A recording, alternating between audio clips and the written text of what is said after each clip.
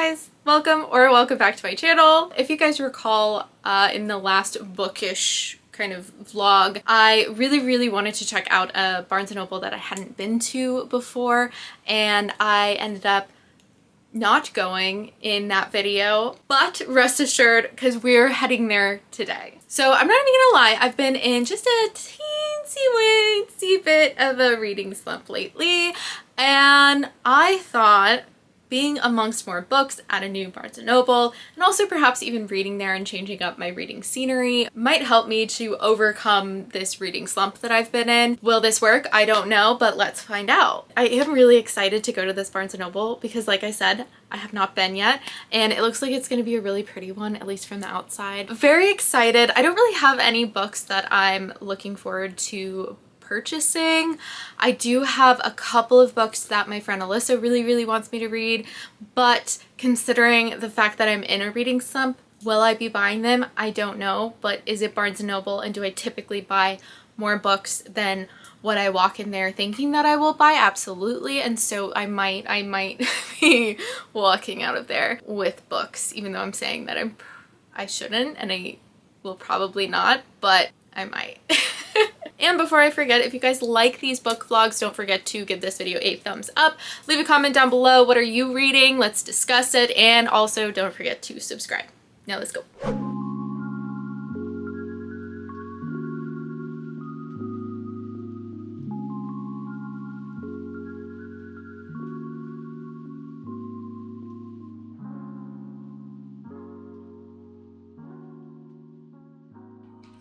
This Barnes is like nothing I've ever experienced before. I don't know where anything is. But I'm under mysteries and thrillers now. I think the book I was looking for, it was called Confessions. I found it. I don't really want this copy though, because there's a ding. Can't have a Barnes & Noble without a Harry Potter section, so I mean, obviously. Okay, this is seriously adorable. They have crochet kits. That's too cute. Okay, I guess Aragon is actually a young adult book. Had no idea.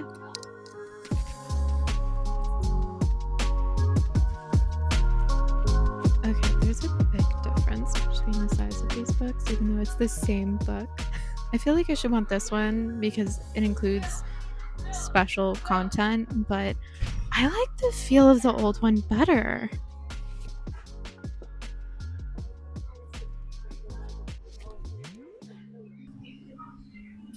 That sounds actually really good.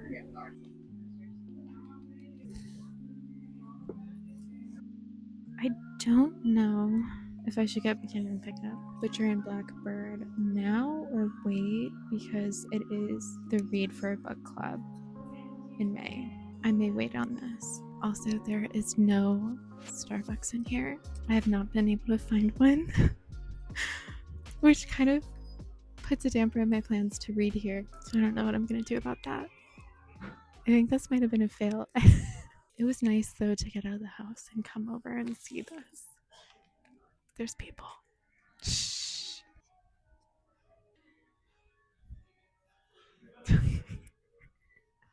Yeah, this was fun. This was cool to see this Barnes & Noble. I probably won't be coming here again. There's like no places to sit. There's no Starbucks. And I don't understand the organization system here. So we're probably gonna go to another Barnes & Noble. This is not what I had planned at all. But hey, we tried it, right?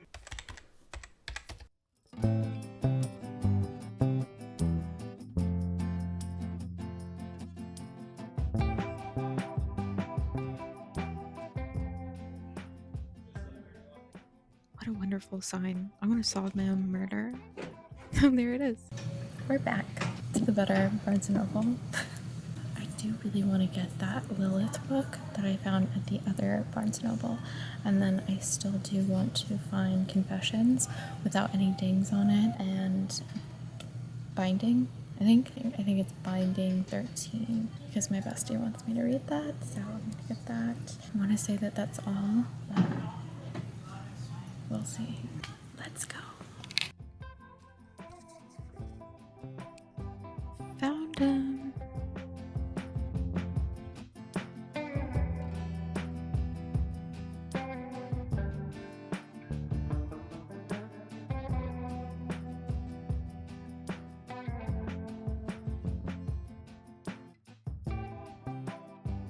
Guys, they only had one in both stores.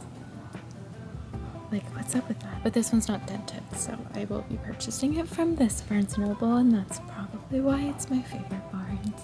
Okay, now I really, really want to find that Lilith book. I want to say it's going to be in fiction, but I don't know. It's so weird to film in public. Okay. But we're looking for M. Looking for M. Oh, there's M. I can't find it.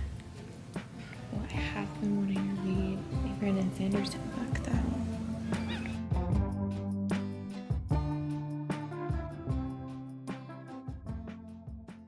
It's Mammary. Oh, here it is. I found it. Yay. Guys, I forgot how freaking adorable the kids section is in Barnes. And then like they have like a tree over there for like reading. But like look at how adorable this little reading space is. Gosh, it makes me want to be a kid again. First book I ever cried about. This whole book series just absolutely terrified me when I was a kid. Am I the only one? Oh, I wonder if they have Animorphs. Who wrote Animorphs? Do you remember who wrote Animorphs? Animorphs? Do you remember those? No. Isn't it an anime? Not even close. I think they went on like an alien spaceship or something, and then afterwards they could turn into animals. There's Goosebumps too. I loved Goosebumps as a kid. I don't think they have Animorphs. Oh, they don't have Animorphs. Guys, some of these books are like creepy looking for kids. Like, look at that. That would terrify me when I was younger. Oh, Tuck Everlasting. I loved this book. 10 out of 10. Is it appropriate for children? Okay, you guys, I feel really old. A lot of the books that I used to read are not in this section at all. I don't know what that means. If they just weren't like good enough to stand time, or if I'm just old. Okay, I'm gonna read the books that I need to finish so I can get out of my reading slump and read more.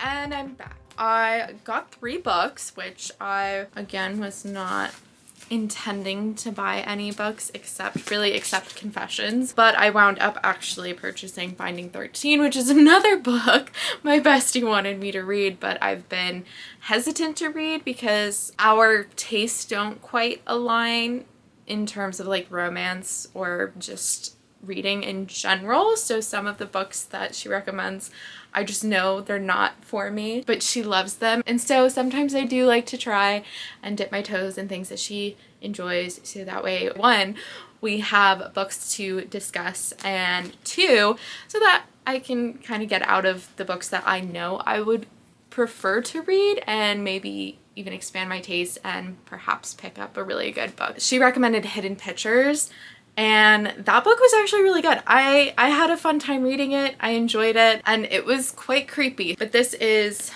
a romance. This is like I want to say it's like a sport romance book. I'm not really sure. I also don't really know what Confessions is about, but she recommended it to me, and then someone on TikTok recommended it to me. I'm getting recommendations left and right, so I figured I would pick these both up, and I love the floppiness and just the feel of the pages in Binding 13, honestly, and just the cover. Like, the whole book itself feels amazing. I don't know if I'll like it, but the cover is pretty, and the feel of the book is beautiful. Then of course I picked up Lilith because I saw it and I was like, I want it. I saw the front of the cover, I was intrigued, and then I read the back of the cover and I was completely ensnared, and I cannot wait to read this book. Also, I did finish the book I was reading on my Kindle, so that was awesome because it's been taking me forever to finish. It was Everlong by Rita. I rated it 3.25. If you guys didn't know, I read the Peaches and Honey duology, which I want to say is being rebranded now that a publishing firm is now publishing it. So I want to say instead of Peaches and Honey and Pits and Poison, it's now going to be These Immortal Truths and These Ungodly Lies. But I do love that duology.